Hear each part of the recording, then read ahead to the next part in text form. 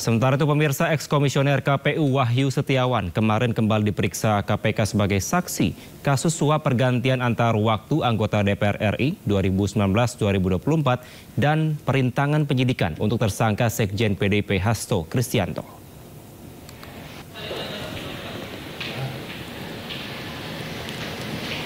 Mantan Komisioner Komisi Pemilihan Umum Wahyu Setiawan tiba di gedung KPK Jakarta pada Senin siang sekitar pukul 12 waktu Indonesia Barat. Wahyu Setiawan kembali dipanggil sebagai saksi dalam kasus suap pergantian antar waktu anggota DPR RI 2019-2024 dan perintangan penyidikan untuk tersangka Sekjen PDIP Hasto Kristianto. Sebelumnya KPK telah memanggil Wahyu Setiawan untuk diperiksa sebagai saksi pada Kamis pekan lalu. Namun Wahyu berhalangan hadir dan meminta penjadwalan ulang kepada penyidik. KPK telah menetapkan Sekjen PDIP Hasto Kristianto sebagai tersangka dalam kasus suap Komisioner Pemilihan Umum Wahyu Setiawan berdasarkan surat perintah penyidikan pada 23 Desember 2024. Yang mengulang-ulang dari pertanyaan sebelumnya. Jadi tidak ada informasi baru yang saya berikan. Tetapi saya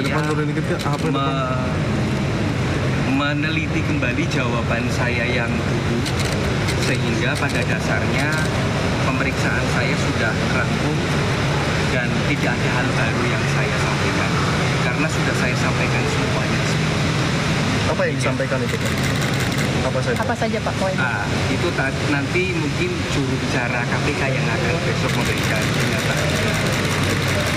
Tetapi prinsipnya tentu kasus terdahulu yang menyangkut saya sudah sampaikan segala sesuatunya yang saya tahu, yang saya dengar, yang saya lihat, dan saya bersikap.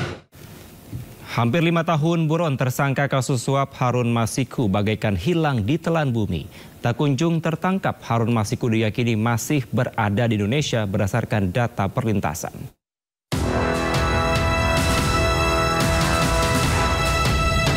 Buronan kasus korupsi Harun Masiku hingga kini masih dalam pencarian. Harun Masiku merupakan mantan calon legislatif PDI Perjuangan yang diduga menyuap mantan komisioner KPU Wahyu Setiawan agar bisa ditetapkan sebagai pengganti Nazarudin Kemas yang meninggal dunia usai lolos ke DPR. Harun diduga menyiapkan uang sekitar 850 juta sebagai pemulus agar bisa melenggang ke Senayan. Adapun Wahyu yang divonis dengan pidana 7 tahun penjara telah mendapatkan program pembebasan bersyarat sejak 6 Oktober 2023. Meski masih berstatus buronan, fakta lain terungkap. KPK ternyata sudah tidak lagi memasukkan Harun Masiku ke dalam daftar pencegahan ke luar negeri. Direktorat Jenderal Imigrasi Kementerian Imigrasi dan Permasyarakatan menyebut sejak Januari 2021 tidak ada lagi permintaan pencegahan ke luar negeri bagi Harun Masiku yang diajukan oleh Komisi Pemberantasan Korupsi. Berdasarkan data perlintasan, nama tersebut tidak ada. Berakhir 11 Januari, 13 Januari 2021. Berarti orang ini tidak dicegah untuk bepergian ke luar negeri. Ya, imigrasi tidak bisa mencegah, bukan menindak, ya, mencegah. Jadi tidak boleh berangkat kalau mencegah itu kan. Ya, tapi kalau kita mengetahui, kita akan menginformasikan. Namun, pihak imigrasi menyatakan hingga saat ini tidak ditemukan data perjalanan ke luar negeri atas nama Harun Masiku. Sebelumnya, pada Juni 2024, Sekjen PDI Perjuangan Hasto Kristianto diperiksa terkait dugaan korupsi yang menjerat Harun Masiku. Setelah menjalani pemeriksaan selama lebih dari 4 jam, Hasto langsung meminta pemeriksaan diakhiri karena keberatan atas penyitaan ponsel yang dilakukan penyidik. Dan kemudian pemeriksaan saya belum masuk materi pokok perkara.